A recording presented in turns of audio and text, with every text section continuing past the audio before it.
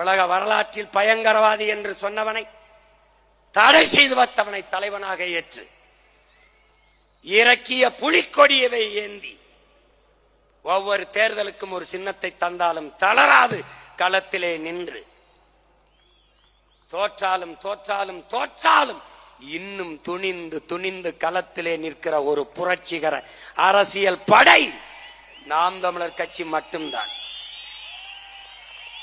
என் உடன் பிறந்தானே, நீ சொல், இதில் எந்த கட்சியோட சேர்ந்து நீ நின்று உன் கனவை நிறைவேற்றுவாய்?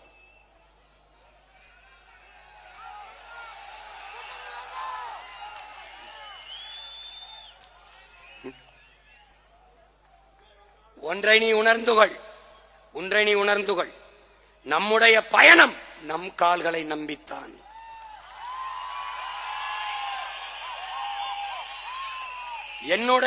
உன்னுடைய கனவு நம் தோள்களில் தான். அடுத்தவர் கால்களையோ தோள்களையோ நம்பி பயணிக்கிற கோழைகள் நாம் அல்ல. கூட்டத்தில் நிற்பவனுக்கு துணிவோ வீரமோ தேவையில்லை, தனித்து நிற்பதற்குத்தான் துணிவும் வீரமும் தேவை. நாம் வீரர்கள், அதனால் தனித்தே களம் காணுவோம். என் அன்பிற்குரிய மக்களே, என் அருமை சொந்தங்களே, ஒரு தலைவன் என்பவனுக்கு முதல் தகுதி அவன் பிறந்த மண்ணை, அவன் மக்களை உண்மையாக முழுமையாக நம்ப வேண்டும், நேசிக்க வேண்டும். நான் என் மக்களை 100 விழுக்காடு உண்மையாக நம்பி நேசிக்கிறேன், காதலிக்கிறேன். நான் என் மண்ணை பேரன்பு கொண்டு நேசிக்கிறேன்.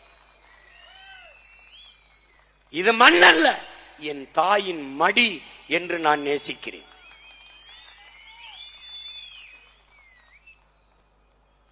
அதனால்தான் நாங்கள் தனித்து என்ற சொல்லை தவிர்க்கிறோம். தனித்து என்ற சொல்லை தவிர்க்கிறோம். 8 கோடி தமிழ் மக்களோடு இணைந்து லாவோட்ஸ் சொல்கிறான், என் அன்பிற்குரிய தம்பி தங்கைகளே, மக்களிடம் செல், மக்களை படி, மக்களிடம் கற்றுக்கொள், மக்களிடம் இருந்து தொடங்கு. அவர்களிடம் என்ன இருக்கிறதோ அதை வைத்து தொடங்கு. அவர்களை தயார் செய், போராட தயார் செய். அவர்கள் வெற்றியடைந்த பிறகு அவர்களை சொல்ல சொல், இந்த வெற்றியை நாங்களே அடைந்தோம் என்று. தலைவனே தேவையில்லாத ஒரு சமூகத்தை உருவாக்குவதுதான் ஆகச் சிறந்த சமூகம். தலைவனே இல்லாத போராட்டம் வெல்லுமா? வென்றிருக்கிறது சான்று ஜல்லிக்கட்டு போராட்டம்.